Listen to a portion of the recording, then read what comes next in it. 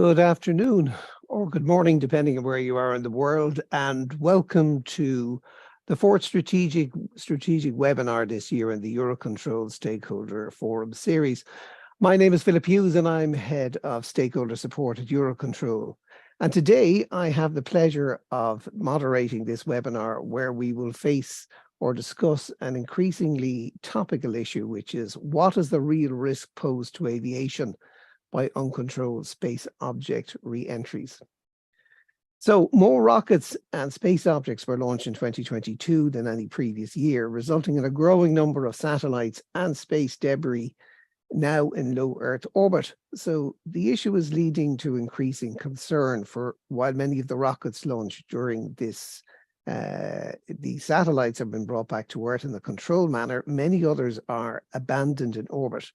And some of these do return to Earth at a later stage in an uncontrolled fashion.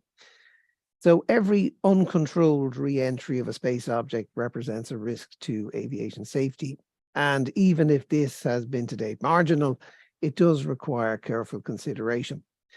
The growing concern has led to the publication of the Montreal Recommendations on Aviation Safety and Uncontrolled Space Object Re-entries in March 2023, calling on states to establish requirements to avoid controlled re-entries of space objects and to recognize that the use of space by any single state has global implications, with risk potentially exported from the launching states to other states. During this webinar, we'll be looking at the scope and objectives of these recommendations, how from an operational standpoint, advanced planning, data and information sharing among all of the relevant operational stakeholders is vital in order to safely accommodate the re-entry of space debris, particularly in the European aviation network. And how from a crisis management point of view, mitigation measures have been developed to help secure our skies based on lessons learned and best practices developed from past experience. Now, space may be traditionally beyond aviation's normal sphere of action, but in the current era, alongside higher airspace operations, it's become a growing area of interest for our industry. So to discuss this topic and help us build a clearer picture of the current situation, challenges and opportunities, we've lined up some key players from the Outer Space Institute who were involved in the drafting of these recommendations and paired them with key Eurocontrol players in crisis management and ATM network operations. So I'm delighted to introduce to you, first of all, Aaron Bowley, who is co-director of the Outer Space Institution, which is based in Vancouver. So thank you very much for waking up so early to be part of this discussion, Aaron. It's really appreciated, as well as his colleague, Charlotte Hook, who is a researcher and fellow with the Outer Space Institute as well. And again, Charlotte, thank you very much for joining us at such an early time in Vancouver. And then Stephen Moore, head of ATM network operations at Eurocontrol, and Hans de Haan, who is secretary of the European Aviation Civil Crisis Coordination Cell, or the EACCC at Eurocontrol. So each panelist will make a short presentation to share their perspective on the topic, and then I'll open the floor to a Q&A session for which we've already received a large number of questions. You can use the Q&A function to send in your questions, and if you are experiencing any technical issues, please use the chat function. So without any other ado, I first of all would like to give the floor to our first speaker, Aaron Bowley, co-director of the Outer Space Institute. Aaron, over to you. Thank you. And I really appreciate you having this and for everyone here who's in attendance to talk about this important issue. The Outer Space Institute, for just a little bit of context, is a global network of experts who are work on transdisciplinary issues and challenges for the sustainable use of space. And one of those is considering the effects of space use on aviation. And that's what led to the Montreal Recommendations, which we'll be talking about in a little bit. My background is in astrophysics, but I've been working in space sustainability now for a while, and I'm the co-director at the Outer Space Institute. So our use of space is undoubtedly changing. It's evolving very rapidly. We are benefiting greatly from that, whether it's from global warming and climate change monitoring, looking at severe weather forecasting, understanding emergencies throughout the globe, as well as navigation and being able to optimize aviation and procedures. But with that comes a set of problems that we really need to address. So we have a growing population, we have growing air traffic, and we have a growing number of launches and a very large number of satellites that have been put into orbit. Over kind of the past few decades, we've had, somewhere around 3,000 payloads in orbit. That includes active and defunct satellites, and now we're above 10,000. And that number is rapidly increasing. We've had a very large number of launches, somewhere around 180 over the past year, which is a large increase in what we've seen before. And about 70% of those launches have resulted in some component of the rocket body that is left uncontrolled. And what that means is it doesn't have propulsion to guide it into a location on Earth for its reentry, where it would minimize its risk to individuals on the ground, at sea, or in airplanes. So these growing number of uncontrolled objects are the real concern, and that's what we're talking about today. What we're actually seeing is this application of a consumer electronic model to space, where we have rapid obsolescence and replacement cycles, which has the benefit of always having the newest tech. You could quickly refine your satellites on orbit, but it also comes with a lot of waste that's generated. And when we have the waste on orbit, we can't leave it up there. It's going to be problematic for space traffic management and just the sustainability of space itself. And so we need to get it down. And so the Earth's atmosphere helps us with that and causes a drag onto the objects, and they slowly re-enter over time. Or they can be brought down in a controlled way. The big problem is that people have left the atmosphere to do the work in many cases, because you can minimize the fuel you need to use and the technology that's needed in order to redirect things into a specific location on Earth. And this idea that space is too big to care kind of is very pervasive, and we see that in many areas in which humanity has interacted for very large things, whether it's the oceans or the atmosphere. And so what is happening is we have all this material that's re-entering, and there is now a low probability but high consequence risk that the re-entry material can affect someone on the ground, at sea, or in an airplane. And we hope that we can get a understanding of the problem and take action before there is any type of tragedy. It is a difficult problem in that there are technical solutions, but it also requires a lot of will for those who are acting, particularly from states.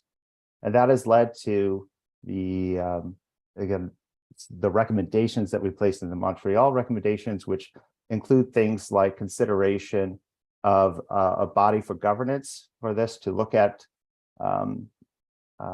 uncontrolled reentries, to also better aid in the reentry and prediction capabilities, and eventually to consider ways to verify what different companies and states are saying about how their materials are able to reenter. I think that's enough to get things started, and I'm very much looking forward to follow-up questions. Thank you. Okay, thanks, Aaron. Lots of interesting stuff there. Now, Charlotte, floor is yours. Hi, everyone. My name is Charlotte Hook, and I work with Aaron at the Outer Space Institute. I'm going to be talking about the international space law briefly, that covers the risk of uncontrolled reentries to aircraft. And there are two treaties I want to bring up. The first is the 1967 Outer Space Treaty, which is the first international treaty that covers outer space, and the 1972 Liability Convention. So in the 1967 Outer Space Treaty, there are two important articles that are relevant to our discussion today.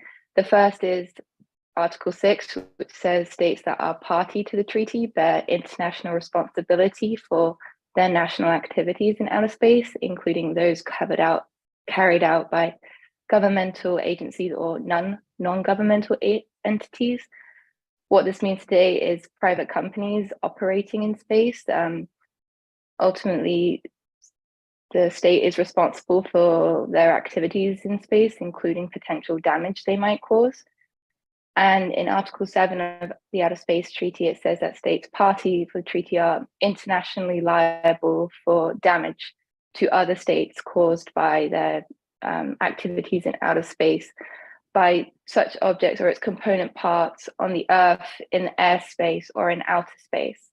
So read together, this means for private companies, if their space object causes damage to another space object in outer space or to an aircraft or somewhere on Earth, the launching state is ultimately responsible for that damage in international outer space law.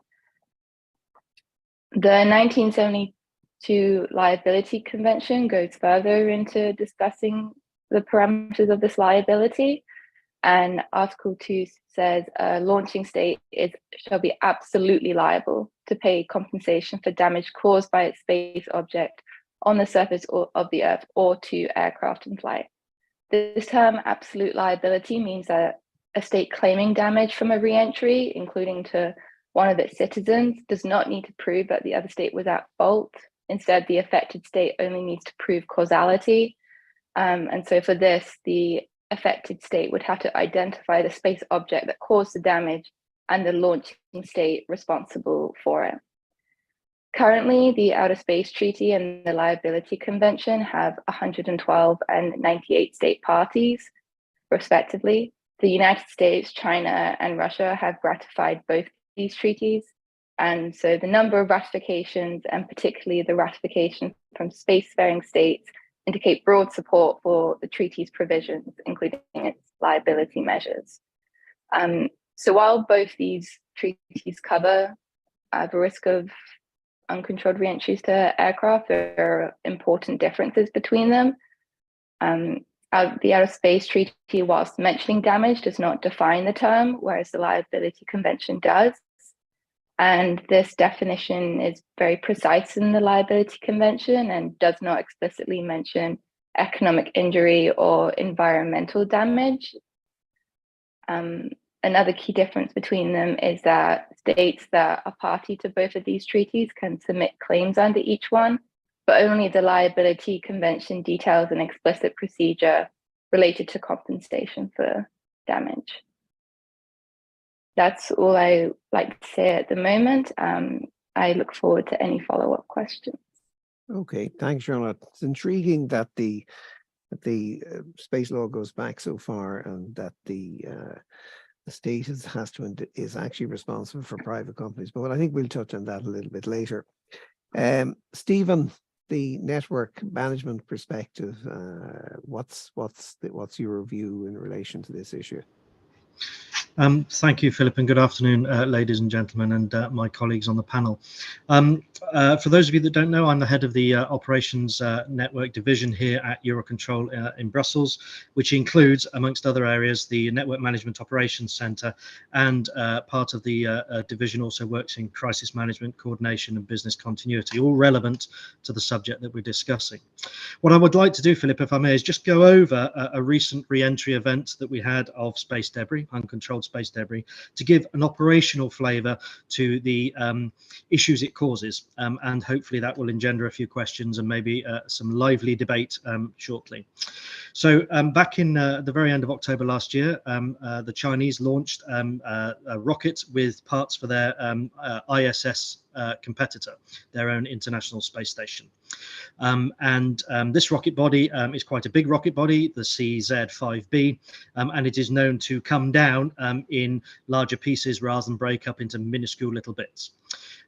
They launched on the 31st of October, and the body re-entered, or the most part of it, towards the end of the same week on the 4th of November.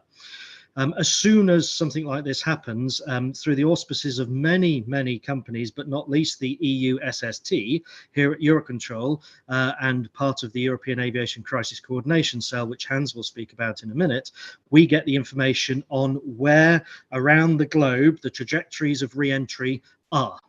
And that's known as soon as, give or take, the rocket is launched. What's not known is the time frame, particularly when it's first launched, when it will come back down again. And for example, the first indication we got of the potential trajectories gave us a time frame window of plus or minus 15 hours. Bearing in mind it takes around 80 odd minutes to circumvent the globe at 17,000 miles an hour. That's quite a big window, meaning it could be over Europe, it could be over the States, it could be anywhere, or indeed in the Pacific. So we get the notifications and we share that information through the EACCC. That's what happened last time. What I want to highlight is that there was no real universal approach from a Europe perspective, by which I mean continental Europe, not just the EU, with regard to what to do about this. Some states were thinking of closing airspace. Some states were definitely not going to close airspace, and other states were having to think about it with their crisis management structures internal to the states. We promulgated the information, and indeed a couple of states were in touch and wanted us to build into our systems airspace that would represent airspace that the trajectory of the re-entry was likely to go through, to enable us to close that airspace should that come to pass. And indeed, for the Spanish civil side, the Spanish crisis cell required the airspace to be closed underneath one of the trajectories. So it was built in our system. Duly, the airspace was closed, and aircraft avoided that airspace during one of the trajectory flybys, if you like, of the rocket bodies it came in. Overall, that created about 20,000 minutes of delay. So that's aircraft sat on the ground, not being able to get airborne because of the restrictions to the airspace. And it was a big piece of airspace. Okay, 20,000 minutes is not a great deal, but it also meant that where the airspace was restricted, lots of aircraft were flying all the way around the edge of the restricted area, which was still on the trajectory of where the rocket could re-enter, the rocket body could re-enter. So we ended up with this bizarre situation of a patch of sterilized airspace that was relatively huge over Spain, and a lot of aircraft on either side of it traversing past this restriction at the time at which the rocket came over. In the end, I hate to spoil the surprise, but it splashed down somewhere many thousands of miles away out in the Indonesian oceans. But what also happened was, with less notice, another country, in this case France, decided to close some airspace immediately adjacent to where the Spanish had closed some airspace. Because of the way aircraft obviously get airborne from miles away and take time to fly, that meant that we had to, the air traffic controllers in Italy and other places had to vector the aircraft around a very last minute closure, and indeed in some cases start orbiting them to the airspace that was closed with relatively short notice. So there was no consistency in the approach. Italy, for example, decided absolutely that they were not going to close their airspace. They were going to promulgate through NOTAMs, notices to airmen and women, that they were going to be on the trajectory of one of the re-entry possibilities, and it was up to the airmen and women and the pilots to decide what they wanted to do about that. So we have delays, we have reroutings, we have last minute closures of airspace as well, potential safety issues, notwithstanding the safety issue, of course, of a rocket re-entering, but there's potential safety issues of last minute coordinations and aircraft going into airborne holding patterns with very little notice, and a concentration of aircraft around the closed airspace as well. So in summary, when there's the launch that's due towards the end of this year, the next Chinese launch of the same rocket body, what we're going to do from our perspective here at the Network Manager is make sure that we promulgate the information in really good time, of course, but leading up to that, try and get a more consistent approach to how we deal with it. Are we going to close the trajectory along all of European airspace and keep it closed for a couple of hours while the rocket body goes over, either comes down or doesn't and comes down somewhere else? Or are we all going to go, do you know what, actually, this is the risk. whatever the risk is, this is the probability, whatever that is, and this is what we need to do. And at that point, I hope that's a really good segue to my colleague Hans. Well, that's a very neat handover there, Stephen. So Hans, the ball's in your court. What the EACCC? You're going to sort it all out. Thank you, Philip, and Stephen, and everyone who is joining in here. Indeed, November was a bit of a messy time, but that's what we do at the EUROCONTROL, the European Aviation Crisis Coordination Cell. It was established in 2010 after the Eyjafjallajökull volcanic ash eruption, which I think many of you still can remember. And since then, we have looked at all kinds of disruptive situations up to crisis situations. The main objectives of the EUROCONTROL are to support the aviation stakeholders and the states in preparing for disruptive events.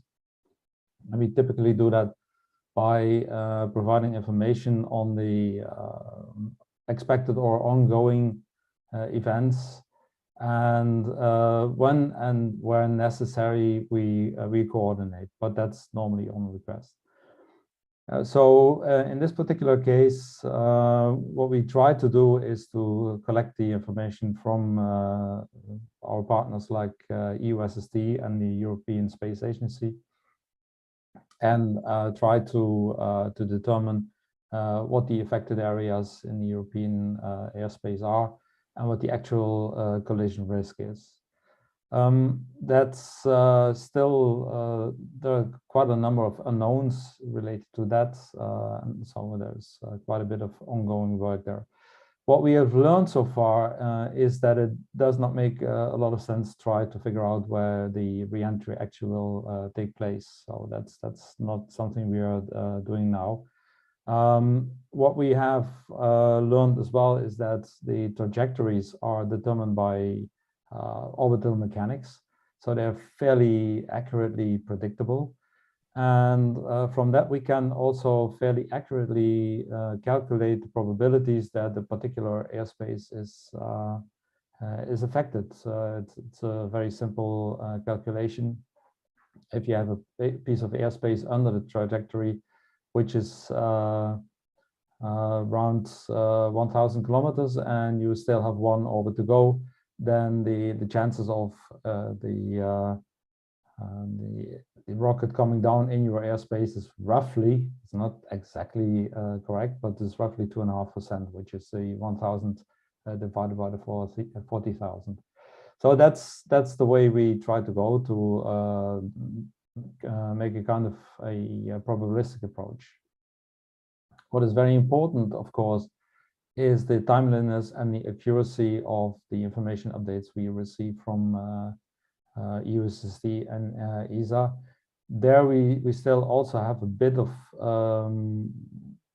let's say, improvement that we would like to see, especially the update frequency, which if the object is out of the tracking ranges, then the updates can be quite far apart, which is of course for us not so good.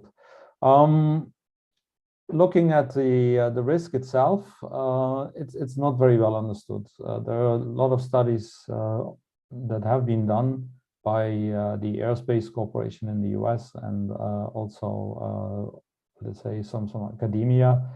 What we know that is that the risk is conditional on a number of probabilities. The probability that the space object will enter the airspace that is busy at the moment, the probability of the collision with a piece of debris coming from that re-entrant object, and then the probability of actual damage from the collision. Especially the last one is a bit difficult to determine. What we also learned in the meantime is that you have two types of different of damage that you can expect. That's obviously the direct impact of a heavy object, or at least an object with a high ballistic coefficient. And the other one is aircraft engine ingestion, and that's mainly caused by smaller floating objects that are airborne for a longer time. Overall, everything we have seen so far seems to indicate that the risk is very, very low. It is, of course, somewhat elevated compared to the normal situation, but it is certainly not what you would call a very high risk situation. We have to take the numbers with a little bit of care because there are a number of assumptions that need to be verified, but it looks quite good. So that's basically it from the European Aviation Crisis Coordination Cell point of view, and I'll be standing by for any questions. Okay, thank you very much, Hans. So lots of interesting topics there. Let's start with the predictability piece. So Aaron, if I talk to you, I mean, for instance, there's a question here from EASA where they have said that given the level of increase in the number of rocket launches and deployment, they obviously feel there's an increased risk, obviously, of debris. So this is an evolving situation. And I think you mentioned in your presentation that the launches in 2022, for instance, were drastically increased in previous years. So in terms of the trajectory management, let's talk about that first, or why are these re-entries so difficult to predict? Oh, thank you for that. Yeah, and it's a great question. So, we just heard the issue that we have a very predictable orbit when it's on orbit. So any object when it's orbiting the Earth has a very predictable trajectory. And so we can take a look at what that path is in which the object is overflying while on that trajectory. But what's happening is that it's flying through kind of that last bit of Earth's atmosphere.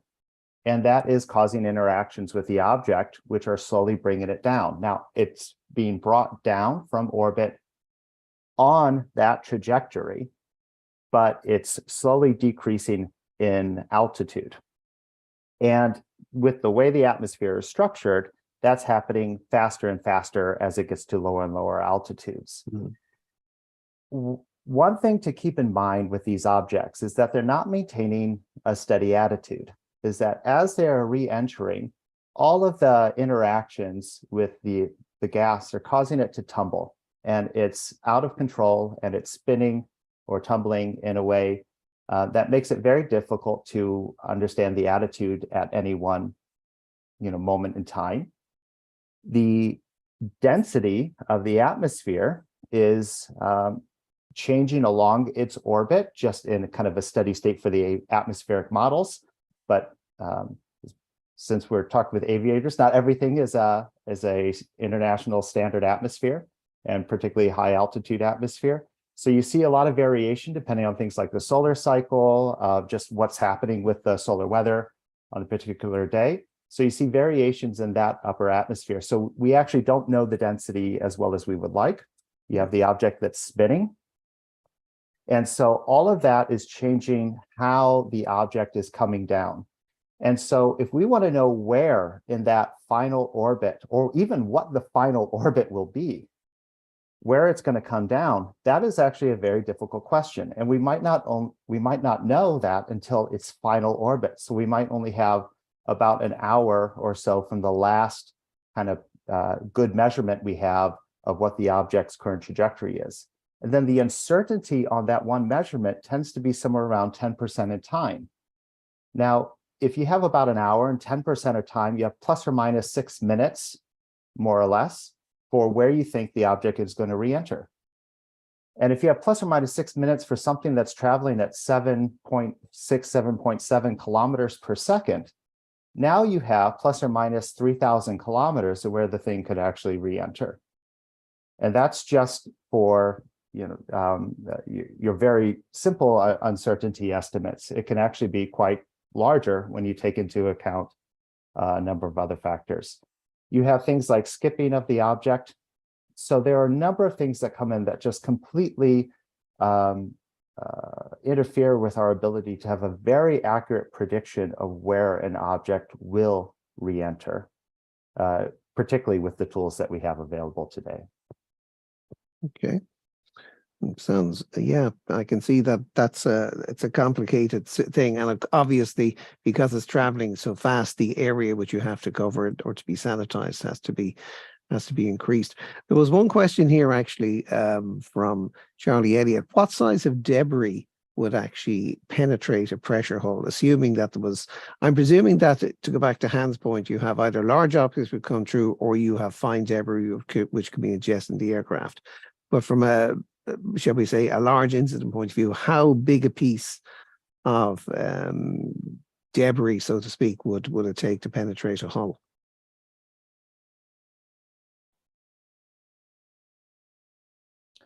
Maybe I can give a little bit of yeah, Hans, you want to take that one? It's not really very well studied, but the FAA indicates that a piece of debris of 300 grams can be catastrophic. Okay, all right. That's not that big a piece of a big object. Okay. So if we then look at the, go back to the space law and liability issue, there's a number of questions here, Charlotte, which, so from Adrianis Madiki and Leiden University, does the current aviation insurance cover all sorts of damage to aircraft? And there's also one here from Paul Veras and Skies. Who is legally accountable for the space foreign object debris? And I think that's part of what you were talking about with the 1972 Act. Am I correct? Yeah, so on the first question, I'm not familiar with how aviation insurance works, so I can't speak to that. Mm-hmm. But on the second question about foreign debris, with how international space law is set up, there will always be a state that can be categorized as a launching state of an object. So there are a few ways to determine a launching state. It can be the state that physically launched the object or procured the object or has, I can't remember the others, but the way space law is set up, there is always at least one state who will be responsible for the space object. It can actually be that multiple states are responsible for a space object if two states jointly launched the space object.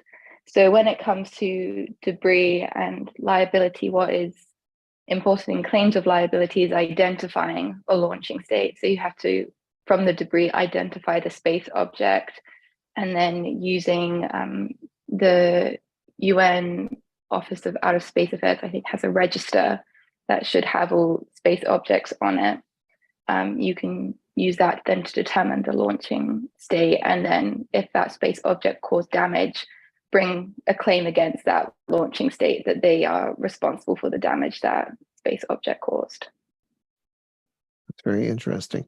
And in terms then of from an operations point of view, how can we then start to mitigate? How, first of all, in terms of the risk assessment, Aaron, you spoke about the difference between the probability and the impact. So that was one of the pieces where I think we're still in that area where we're trying to do that assessment. I'm looking to you, Hans, in terms of the actual risk assessment process. You mentioned that it's not particularly mature. What do we need to do in order to get a better handle on that? We have to understand several processes a little bit better. One of the components is, of course, the probability that it will enter somewhere in the airspace of interest, and then the things that Aaron already mentioned come into play, like solar activity and let's say the impact of that on the trajectories. But I think most important at the moment is to understand how the spacecraft breaks up, what let's say the distribution of the fragments is in terms of mass distribution and in terms of ballistic coefficient, drag coefficient.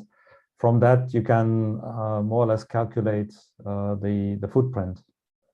And from that footprint, you can again determine the risk area. And the second thing is the 300 gram I mentioned from FAA. For me, I could not really figure out where it came from. They have a statement in one of the documents. Also there we have to get a better understanding. If you look at the space debris on a flying aircraft, it will not hit it from above. It will hit it at an angle between 30 and 45 degrees. So that may have a significant impact on the damage it does, because if you have a fairly shallow angle, the chances of penetrating the let's say the airframe are far less than if it would be perpendicular. All those things need to be investigated further, and that's one of the problems, because most of the debris enters over the oceans, so we cannot find it back. The only example of a very thoroughly conducted investigation on space debris is in the Columbia accident, but there it's still not clear in how far that can be translated to the let's say rocket stage, because they are quite different in the way they're actually built, and so the density, for instance, of a space shuttle was much higher than a rocket. So those are the main areas that can be where improvements needed to actually assess the overall risk. Okay, and in terms of the 2.5%, there's a couple of questions online here. Just wondering how that 2.5% increased chance of impact, how that's calculated. Oh, that's just a calculation example. If you have a trajectory, an orbit, it's about 40,000 kilometers, give or take a bit. And if you would have an airspace that's about 1,000 kilometers long, then if you assume that there's a uniform chance of the spacecraft coming down on a certain orbit, then you end up in 2.5%. In fact, it's slightly more complicated. Also there you have a probability distribution over the orbit or the remaining orbits. So it most likely it will somehow vary between 6-7% on the upper estimate and 1 or 2 on the lower estimate. But again, that's something that we further need to develop. And okay. Some statistical information is available, but it needs to be really analyzed. So, Stephen, based on the problems we encountered the last time in terms of coordination at a state level, and given Aaron's description of the difficulty of actually identifying, even in a relatively within an hour or so of where it's going to land, how do you think, for instance, if I take a European perspective, we should organize ourselves to do that, and what kind of measures or likely measures will we put in place? Because based on what you said before, different states reacted in different ways at different times, etc. So how do you see that working in practice? Thanks. It's a great question, and one that there's not necessarily a straightforward answer, as you'd appreciate. But right. And I was just having a quick look through the Q&A and the list of other questions, some really great questions on there, and I hope we get time for some more, so I'll shut up and move on. So there are a couple of things we can do. The Montreal Recommendations, I think, are making some really good recommendations for the future. What do states need to do with their space equipment, if I can ignorantly call it that, before they throw it into the space areas, and then how can it come back down again? Must it always be controlled? Must it be designed to completely disintegrate on re-entry? All those excellent things we can leave Aaron and Charlotte to comment on, but they're there. But that's for the future. We've got 30 plus years of stuff in space yet to come down, potentially, and what are we going to do about that. As you rightly said, last year we had a lack of unanimity. It's entirely possible that this year we'll have the same as well. But what we'll do from the EACCC and Eurocontrol perspective is try and get us to a harmonized position for the next known re-entry of space debris, in as much as we know that when it goes up, it will come down in the case of the Chinese rocket body that I mentioned earlier. We'll try and get as much alignment as we can. Does it make sense to close airspace? That's not a competency or a decision for Eurocontrol to take. That's always a member state decision here in Europe, whether it's an EU member or a non-EU member. That's a state decision based on their own crisis risk assessment. What we'll try and do is make sure it's as harmonized approach as possible. I think what we'd like to get to after the next year or so, and simply because it takes that long, when Hans mentioned earlier about the risk of volcanic ash where the EACCC was conceived from, we now have a strategic risk approach to dealing with volcanic ash. So we can promulgate the concentrations of volcanic ash, and then it's up to the airlines, the aircrew, to decide whether they're going to fly through a particular concentration. If we can bottom down this level of risk, probability, and so on, and highlight trajectories, then I would like to propose that the medium-term way forward, before recommendations such as those made from Montreal actually come into play, in the medium term, we're able to issue a information about the risk, the probability, the level of danger, if you like, and allow, through a harmonized approach, airspace to remain open and the airlines or the pilots to take the decision based on good qualitative information. Or indeed, it could be the states taking that decision, but we've got to get the baseline first about what the actual risk and probability is. So in a nutshell, I think the end of this year, we'll try and have a much more coordinated approach, but it may be that some states will still say, do you know what?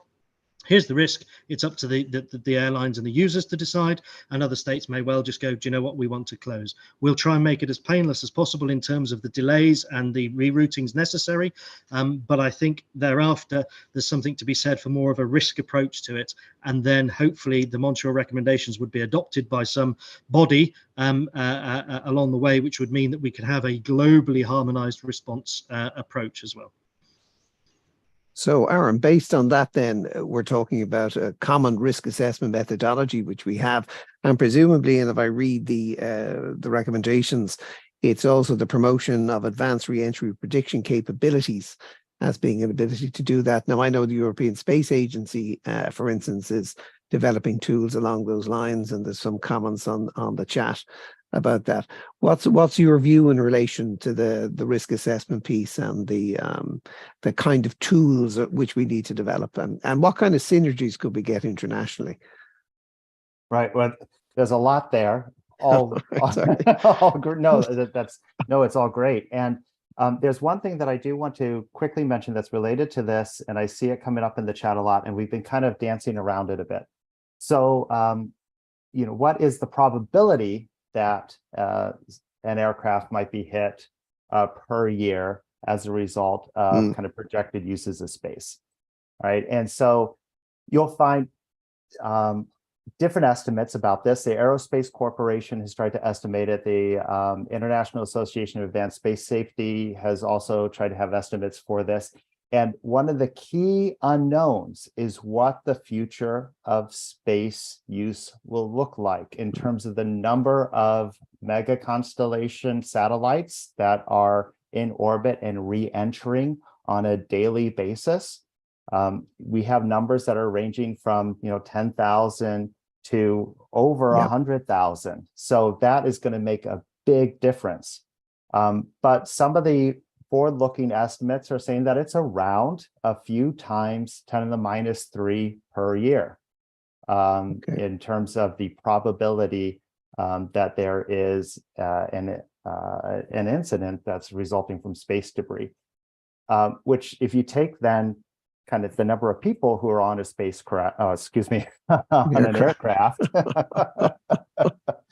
who are on an aircraft, that's actually saying that we're at the risk level of somewhere around a fatality per year, and that's one of these low probability, high consequence type of events that we have to try to wrap our heads around.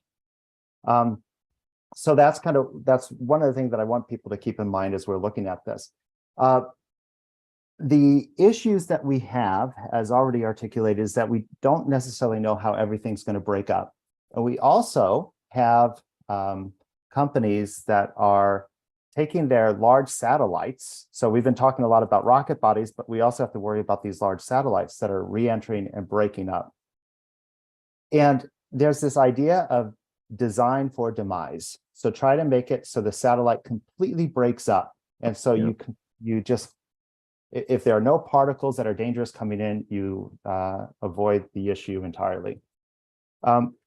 So the problem is we don't actually have verification that these satellites are breaking up the way that they're being proposed by the companies in order to get through the regulatory process. So kind of one of the things that we need to have is actually a process for verification of the actual breakup of these objects. And that will be a combination of in situ type of experiments where it's coming in, doing what we can to monitor it, as well as actual lab experiments to see how these things break up.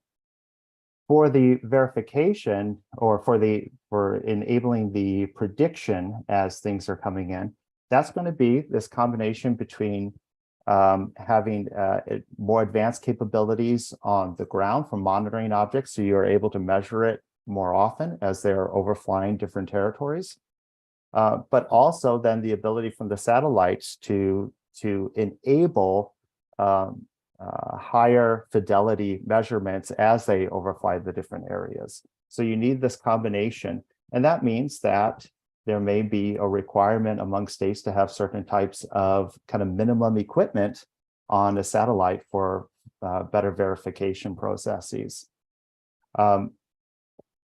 Ultimately, what that verification process looks like and what the enhancement for prediction capabilities looks like is something that's going to need to be negotiated among states because it has to be done in a way in which there's large cooperation. When we're thinking about satellites, it's inherently a global issue, and we need kind of this sharing of information across the globe as the trajectories go around in order to have a better idea of where material is going to fall. For the large objects, what we do want to see is controlled reentries. So for the rocket bodies themselves, we do need to move to a regime in which we have reignitable engines, and those are directed toward areas that are not problematic, or at least as problematic, or have ensured that trajectories are done in a way that you have kind of the really massive objects only be suborbital and have those components directed to regions that are, again, going to be less problematic in the ocean, for example. All of these things are possible, and it's just a matter of will to implement that. We've talked a lot about the Long March 5B. One of the problems with the Long March 5B is that its core stage is just slightly orbital. And a lot of problems for that particular object could be alleviated if it were designed so that its trajectory were suborbital or it had reignitable engines, as an example. But the problem is actually really complex. It's not a single state that we could point the finger toward. So we have certainly the Long March 5B, but we also had that large trunk from a SpaceX capsule that was found in Australia and just sticking into the ground. We've had these recent NASA reentries of old satellites just this year that have had very large casualty probabilities on the ground, which were advertised as low. But the problem is we're having lots of these happening every single year. So we're rolling the dice multiple times. So there are a lot of elements to your question. I've tried to touch on all of them. Hopefully that makes it, but I should stop here to give others a chance.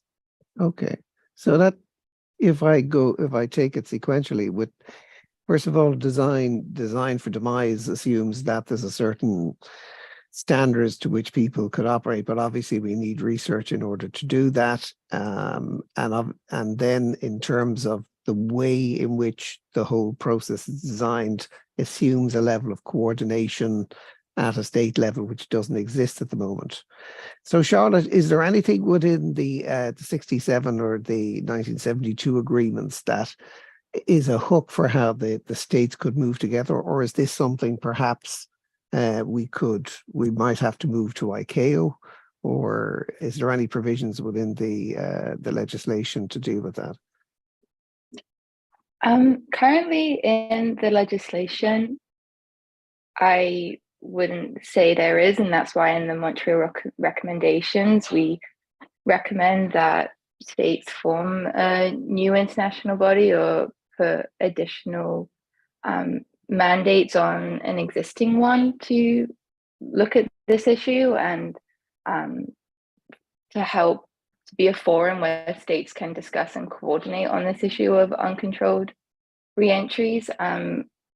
ICAO is a place, but also the UN COPIUS Commission on something on outer space can also be a place for this issue. But there needs to be new discussions between states on taking coordinated measures, as our current international space regime hasn't been able to deal with this issue. Okay. Steve, is there anything on the ICAO side that's in the pipeline or which deals with this? Would that be an appropriate forum, or are we talking more of a more operationally focused organization to do that? What's your view? I think there's many answers there. Yes, absolutely. We could point clearly to ICAO to say this is the forum that should take this forward. And indeed, ICAO were very much supportive. I think I can say that of the meeting in Montreal and where the recommendations came from. But that will take a lot of time. And practically, the one thing we don't really have is time here. Yes, we need to make the right measures, but we know that there's going to be something returning in December this year with this Long March 5B launching again and coming back down again. So we know we have a clock there ticking away.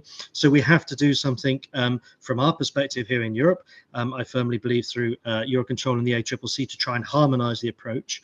We've also then got some work that's going on through from the EU with high altitude operations here being led by colleagues at EUROCONTROL. That's another avenue that we could also look to expand this. From our perspective, we're looking at practically whether there's a way that we can incorporate into our ops center here a space desk, if you like, that would be there for the normal launches and the off-normal events of launches, but maybe there's some synergy there that we could utilize to put in there some way of tracking and forecasting more effectively the re-entries of uncontrolled re-entries, if you like. But that's not to say that the agencies out there aren't doing a great job. It's just, is there a way we can incorporate that into the network operations? And if we do incorporate it into the operations, it's one thing from a controlled launch and an off-normal event, or a controlled launch and a controlled re-entry, where we know what's going to happen, give or take, to uncontrolled re-entries. And what do we do with that information? If we have it, are we then liable at EUROCONTROL, or are the states liable, or are the airlines liable? Where does that sit in terms of who has the information and who can share it quickly enough to, in this case, clear the skies? And then there were some couple of interesting questions, but one I liked was around, well, hang on a minute. If we're going to clear the skies, what are we doing on the ground? We're not evacuating cities. One of these re-entries trajectories was over the top of New York. I didn't see them all running across the bridges to get out the way of it. Of course, it's entirely impractical. So why are we looking at it differently from the air than to the ground? Maybe we should, maybe we shouldn't. I think there's a whole lot of work to do there. For certain, from the European perspective, we'll be pushing at EUROCONTROL here with uncontrolled space debris re-entry through the EACCC and the support of the Commission and all of the EUROCONTROL member states, that we have a harmonized approach. That will take, however, some time to, of course, come to fruition. Okay, so a harmonized approach based on a risk assessment, some kind of agreed methodology, and then standards which we will pull together in terms of trying to do that. Yes, as I say, there's a lot of interesting questions on the chat here, which I'm trying to get to, but so the liability issue, just coming back to that again, Charlotte, is, to me, there's one of the recommendations you touched on in the Montreal Recommendations was the scope of damage under international liability instruments. Can you expand a little bit on that in terms of that, what that would mean in practice?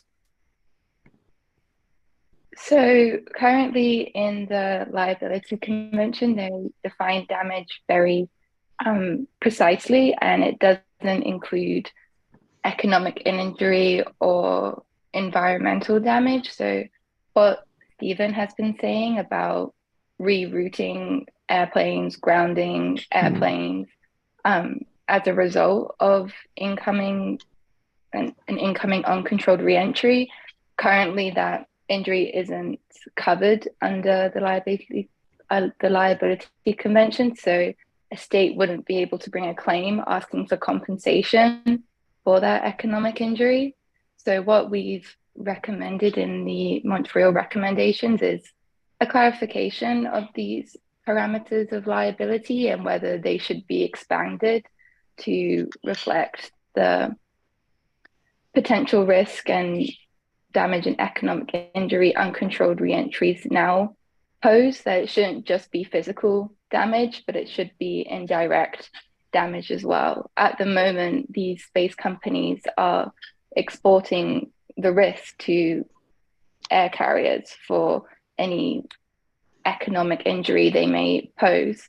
And so updating or clarifying exactly if economic injury should be included in damage looks at this issue as whether that should all be exported to air carriers.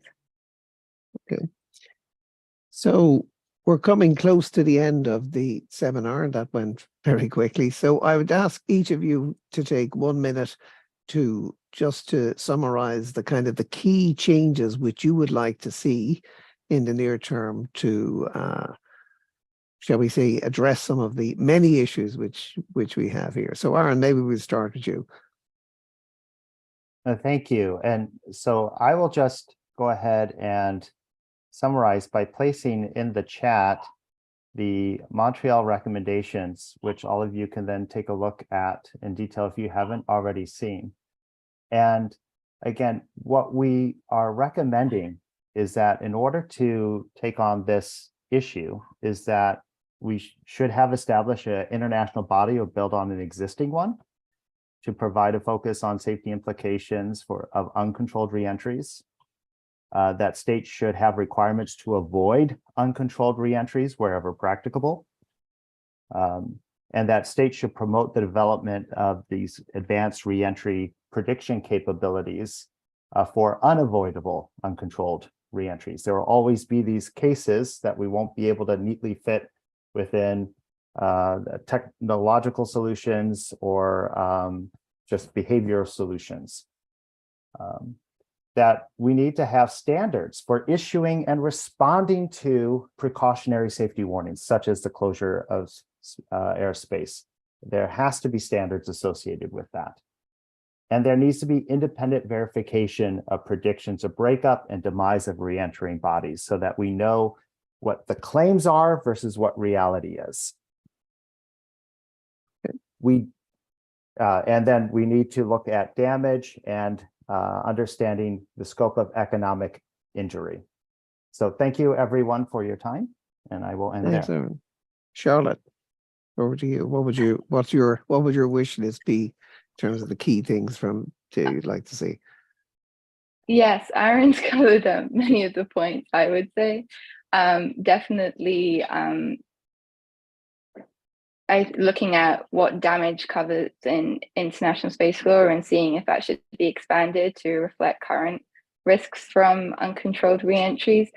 I think the biggest thing, and Aaron touched on this, is introducing a new international body or creating a mandate on an existing one where states and stakeholders, multi-level stakeholders, so private companies, for example, should all come together and talk about this, because this is a global issue. And whilst in international law, states are responsible at the end of the day for damage posed by spacecraft that they are responsible for, private companies are now a big player in space activities, so they should also be involved in this discussion. Yes, that's what I would say right now. thank you for inviting me into this panel and for letting me talk about this. And thank you for all your questions. Okay. Stephen, from the sharp end, what would you like? I'll be very brief. I'd love to have a harmonized approach, obviously across the Eurocontrol area, the IFPS, if you like, but also worldwide would be really helpful. That will require what Hans, I hope, will talk about in a minute regarding the risk and the probability to be fully understood. I'd like everyone to know what's going to happen. I'd like it to be shared in advance. We must keep people safe, but we don't all run to a bunker when one of these is coming over. So what's the proportionate response? And something along the lines of the risk approach that I've mentioned beforehand today would be really beneficial, I think, as a way forward. Thank you very much indeed, and to my fellow panelists as well. Okay. Hans, last but not least. Yeah, thank you. Yeah, Stephen knows me, so that's always good. I have a very simple wish, although it might not be as simple to implement. I think the key, at least from our perspective, from the ECCC, is that we really have to create a good understanding what the real risk is, so that we can make well-founded decisions on actions to take. And basically that's all. And Okay. I would like also to take the opportunity to thank everybody in the panel, in the audience, and everybody who is supporting our work throughout the years. Okay. Well, thanks everybody. That was a very interesting webinar. I think everyone agreed the level of engagement certainly on the chat was, we got an enormous number of questions. My apologies to everyone whom I didn't have an opportunity to capture that, but I think there was a parallel conversation going on with a number of people over some of those issues. So again, I think from a Eurocontrol point of view, it's good for us to stimulate discussion in this area. I think it's one that's extremely important. It's one that's going to become increasingly important in the future, given the level of space launches which are happening, and the coordination and the risk assessment piece is really important as well. And we need to be prepared to do that. And we would like to try and highlight the issue. It only remains for me now, first of all, to thank all the panelists, particularly our panelists from Vancouver, whom again I will thank for getting up so early in order to make the call. So well done to everybody. And just to say thanks for all of the really good preparation work which went into this. So it only remains me to say to everybody, thanks again to the participants. Thanks for all your questions. That really helped to make a difference. And just to say, stay tuned for the next webinars, which will be coming up soon in the Stakeholder Forum. And until then, wish you all the best and talk soon. Thank you.